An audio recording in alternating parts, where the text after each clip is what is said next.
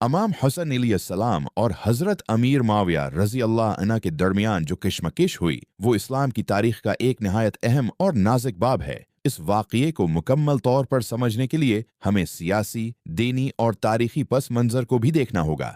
जंग क्यों हुई?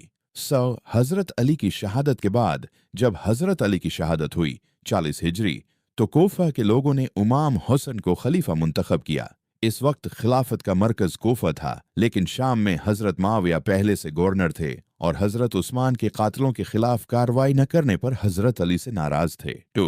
हजरत माविया का मुतालबा हजरत माविया ने इमाम हुसैन से बियत नहीं की क्योंकि वो चाहते थे कि पहले हजरत उस्मान के कातलों को सजा दी जाए। वो हजरत उस्मान के खूनी रिश्तेदार भी थे, इसलिए उनका मौक़िफ़ ज़ाती भी था और सियासी भी। 3. सियासी इख्तिलाफ इमाम हुसैन और हजरत माविया के दरमियान असल तनाज़ा खिलाफत का था कि कौन उम्मत का हाकिम हो। दोनों अजीम शख्सियात थे मगर उनकी सियासी हिकमती अमली मुख्तलिफ थी। सुलह हुसैन क्या थी? जब इमाम हुसैन ने देखा कि उनके लश्कर में कमजोरी आ चुकी है, बहुत से लोग खरीद लिए गए हैं, यानी इनमें निफाक आ गया है, जंग की सूरत में मुसलमानों का बहुत बड़ा जानी नुकसान होगा, तो आपने मुसलमानों के खून को बचाने के लिए सुलह को तरजीह दी। ये बहुत बड़ी दीनी और सियासी हिकमत थी।